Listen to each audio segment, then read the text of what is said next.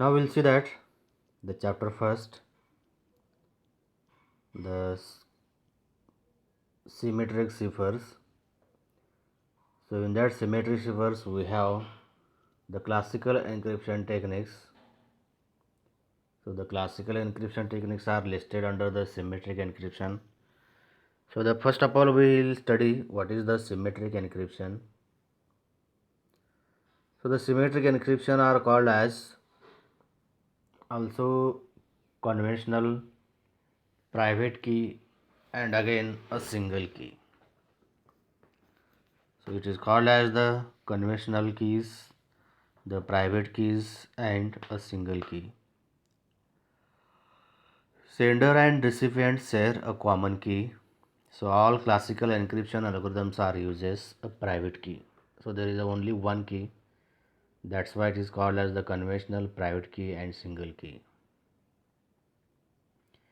It was only type of prior to invention of public key in 1970s and by far most widely used still, and is significantly faster than public key cryptography. So we see that the some basic terminology. So what are the basic terminologies we are going to use throughout this subject? So the first is the plain text. The plain text is nothing but a original message, and the cipher text, it is the coded message. Now the cipher is called as the algorithm for transforming plain text to cipher text. Now the key, the information used in cipher known only to sender and receiver. So this is the called as the key here. The encipher, it is called as the encrypt, converting the process of the plain text to the cipher text. So this is called as the encryption. Now the decryption, that is the decipher, recovering plain text from cipher text. So this is called as the decryption. So the cryptography is the study of encryption principles or methods. So this is called as the cryptography. And the cryptanalysis, that is the code breaking. It is the study of principles or methods of deciphering ciphertext without the knowing key. So this is called as the cryptanalysis. And the cryptology is the field of both cryptography and cryptanalysis. Now we'll see that how the symmetric cipher model works here. So the symmetric cipher model is you can see here the plain text. So it is encrypted by using the encryption algorithm, for example AES, that is advanced encryption standard, and the key is that the secret key is shared by sender and receiver, that is the key K here. And here we got the ciphertext, that is the y equal to E of K of X. So the X is encrypted by using the secret key K, and it is received at the receiver side. So the receiver is going to decrypt the message by using the same key here.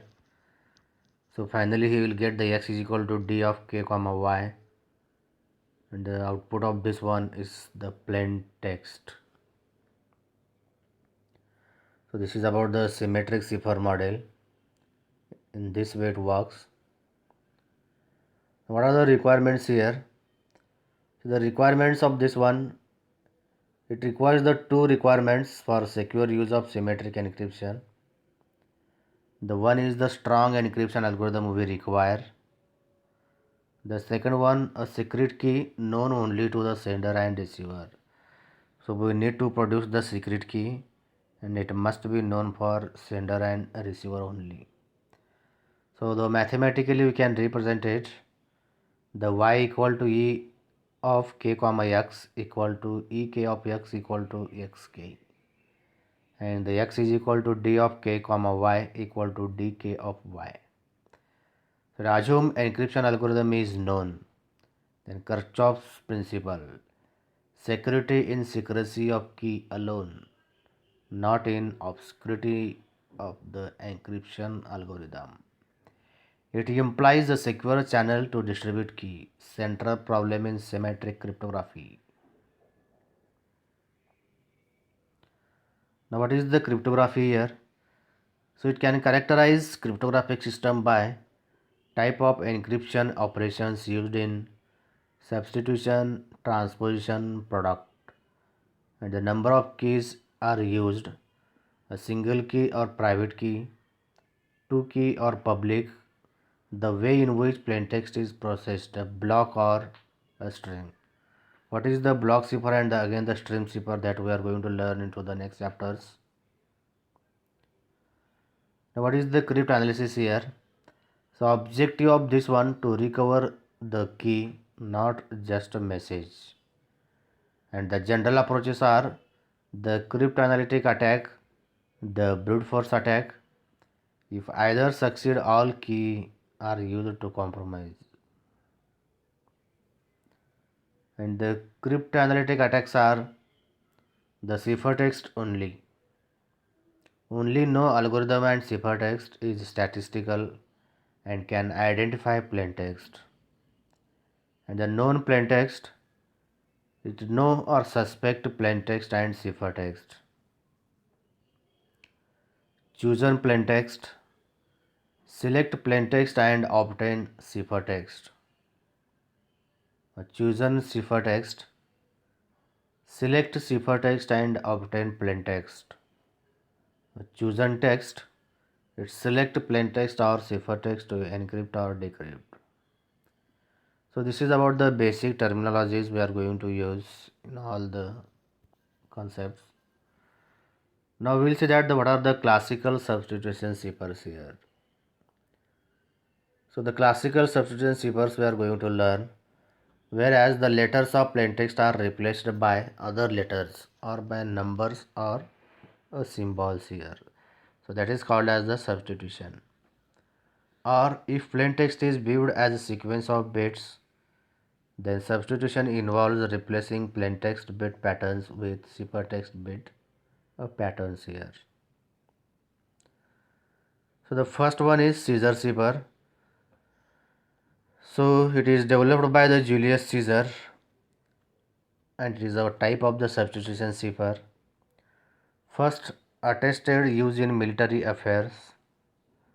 It replaces each letter by third letter. On example, meet me after the toga party. So the third letter is that M for P, E for H, E for H, T for W, M for P, so on.